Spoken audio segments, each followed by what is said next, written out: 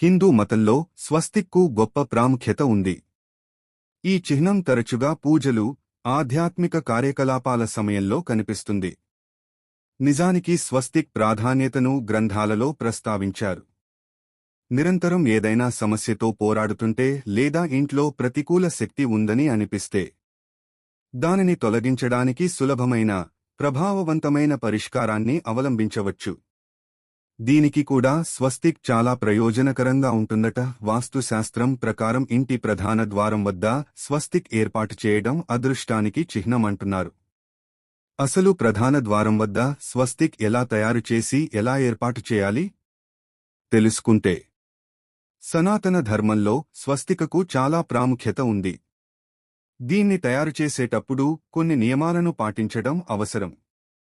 ప్రధాన ద్వారం మీద స్వస్తికను ఏర్పాటు చేయడానికి దాని మెటీరియల్పై ప్రత్యేక శ్రద్ధ వహించాలి.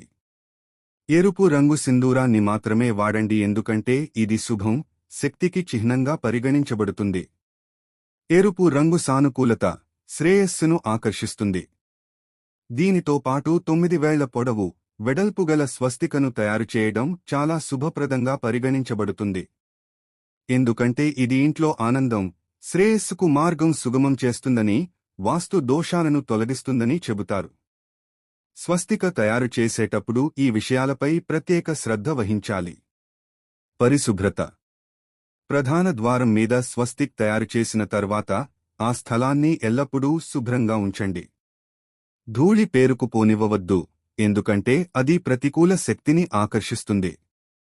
బూట్లు, చెప్పులు. స్వస్తిక తయారు చేసిన చోట బూట్లు, చెప్పులు ఉంచవద్దు. ఇది సానుకూల శక్తిని అడ్డుకుంటుంది. ఇంటి ప్రాంగణం. ప్రధాన ద్వారం కాకుండా ఇంటి ప్రాంగణం మధ్యలో కూడా స్వస్తిక్ను తయారు చేయవచ్చు.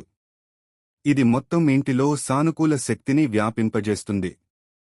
ఎరుపు రంగును మాత్రమే. స్వస్తిక్ తయారు చేసేటప్పుడు ఎరుపు రంగు వస్త్రం లేదా పసుపు కుంకుమను మాత్రమే వాడాలి. ఇతర రంగులను ఉపయోగించవద్దు.